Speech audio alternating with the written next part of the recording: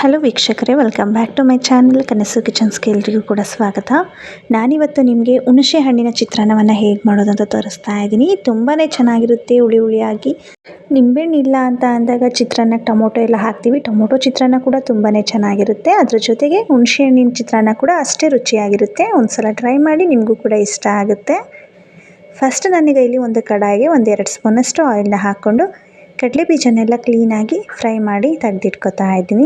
ಹುಣಸೆ ರಸವನ್ನು ಹಾಕಿ ಮಾಡೋದ್ರಿಂದ ಕಡಲೆ ಬೀಜ ಮೆತ್ತ ಆಗಿಬಿಡುತ್ತೆ ಅನ್ನೋದಕ್ಕೋಸ್ಕರ ನಾನು ಫಸ್ಟೇ ಕಡಲೆ ಬೀಜನೆಲ್ಲ ಫ್ರೈ ಮಾಡಿ ತೆಗೆದಿಟ್ಕೊಂಡಿದ್ದೀನಿ. ಆ್ಯಂಡ್ ನೆಕ್ಸ್ಟಿಗೆ ಒಂದು ಕಡಾಯಿಗೆ ಸಾಸಿವೆ ಮತ್ತು ಕಡಲೆಬೇಳೆಯನ್ನು ಹಾಕ್ಕೊಂಡು ಫ್ರೈ ಮಾಡ್ಕೊತಾ ಇದ್ದೀನಿ.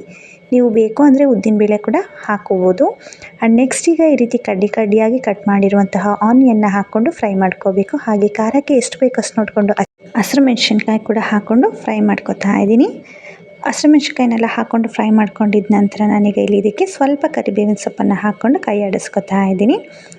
ಚಿತ್ರಾನ್ನ ಯಾವ ಚಿತ್ರಾನ್ನ ಮಾಡಿದರೂ ಅಷ್ಟೇ, ನಿಂಬೆ ಹಣ್ಣಿಂದಾಗಿರ್ಬೋದು, ಹುಣಸೆ ಹಣ್ಣಿಂದಾಗಿರ್ಬೋದು, ಮಾವಿನಕಾಯಿ ಆದರೂ ಆಗಿರ್ಬೋದು, ಚಿತ್ರಾನ್ನದಲ್ಲಿ ಮೇಯ್ನ್ ಉಪ್ಪು, ಹುಳಿ, ಖಾರ 3 ಕೂಡ ಸಮ ಪ್ರಮಾಣದಲ್ಲಿದ್ರೇ ಚಿತ್ರಾನ್ನ ತುಂಬಾ ಚೆನ್ನಾಗಿ ಅನಿಸೋದು. ಸೊ ಹಾಗಾಗಿ ನೀವು ಉಪ್ಪು, ಹುಳಿ, ಖಾರವನ್ನು ನೋಡಿಕೊಂಡು ಪರ್ಫೆಕ್ಟಾಗಿ ಹಾಕ್ಕೊಂಡಿದ್ದಾದರೆ ಯಾವ ಚಿತ್ರಾನ್ನ ಮಾಡಿಕೊಂಡ್ರೂ ಕೂಡ ಅಷ್ಟೇ ರುಚಿಯಾಗಿರುತ್ತೆ. ಆ್ಯಂಡ್ ನೆಕ್ಸ್ಟಿಗೆ ನಾನಿಲ್ಲಿ ಹುಣಸೆ ಹಣ್ಣಿನ ರಸವನ್ನು ಹಾಕ್ಕೊಂಡಿದ್ದೀನಿ.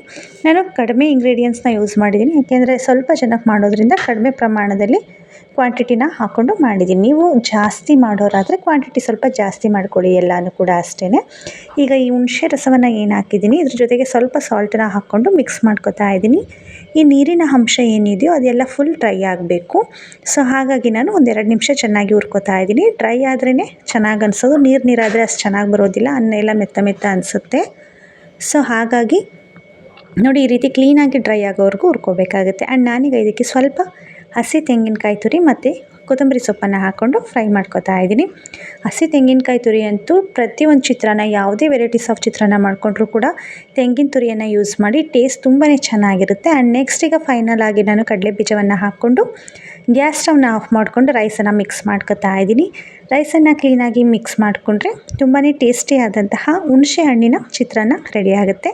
ಈ ಹುಣಸೆ ಹಣ್ಣಿನ ಚಿತ್ರಾನ್ನ ಜೊತೆ ಕಾಂಬಿನೇಷನ್ ಆಗಿ ತೆಂಗಿನಕಾಯಿ ಚಟ್ನಿ ಮತ್ತು ಬಜ್ಜಿ, ಎನಿ ವೆರೈಟೀಸ್ ಆಫ್ ಬಜ್ಜಿ ಇದ್ದರೆ ತುಂಬಾ ಚೆನ್ನಾಗಿರುತ್ತೆ ಕಾಂಬಿನೇಷನ್ನು. ನೋಡಿದ್ರೆ ಅಲ್ವಾ, ಹುಣಸೆ ಹಣ್ಣಿನ ಚಿತ್ರಾನ್ನ ರೆಡಿ ಆಯಿತು. ಯಾರಿಗೆಲ್ಲ ಈ ಒಂದು ವಿಡಿಯೋ ಇಷ್ಟ ಆಗಿದೆಯೋ ಪ್ಲೀಸ್ ಲೈಕ್ ಮಾಡಿ, ಶೇರ್ ಮಾಡಿ, ಹಾಗೆ ನಮ್ಮ ಚಾನಲನ್ನು ಸಬ್ಸ್ಕ್ರೈಬ್ ಮಾಡ್ಕೊಳ್ಳಿ. Thank you for watching.